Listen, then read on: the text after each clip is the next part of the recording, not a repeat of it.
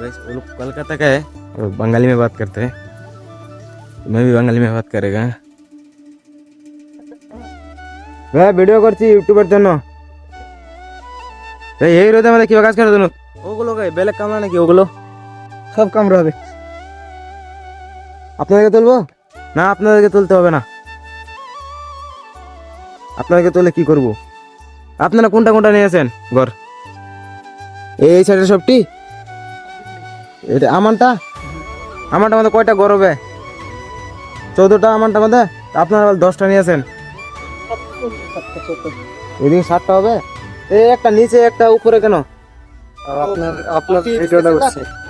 একটা নিচে একটা উপরে কেন? মাটি যেরকম সেরকম এরকম মাটি যেমন হচ্ছে তো এটা উপর উঠতে যাবে। আর ঘর এক সমানে হবে না? अपना दुजने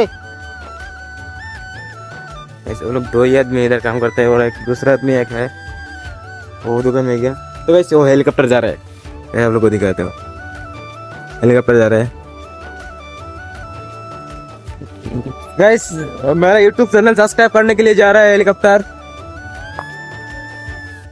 वो कितना कितना नीचे से गाइस जा रहा है, बस कितना नीचे से जा रहा है गाइस।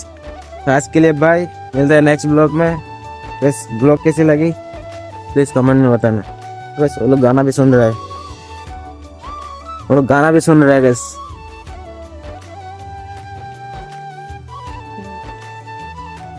गाइस सुनेगा तो डांस आता है। बस आज के लिए बाय।